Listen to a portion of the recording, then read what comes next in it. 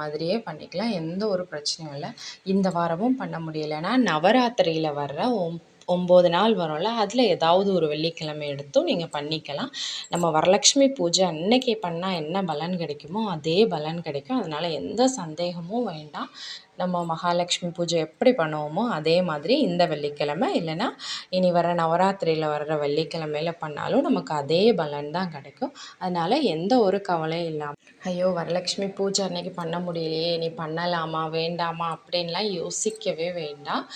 அன்னைக்கு என்ன பலன் இருக்கோ அது 100% இந்த வெள்ளிக்கிழமை பண்ணாலும் கிடைக்கும், வரக்கூடிய நவராத்திரியில் பண்ணாலும் கிடைக்கும்.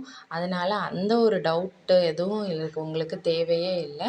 எந்த ஒரு வருத்தமும் இல்லாமல் பூஜைக்கான இதெல்லாம் இதுக்கு முன்னாடி வீடியோஸில் எப்படி பண்ணணும் என்ன பண்ணணும்னு சொல்லியிருப்பேன்.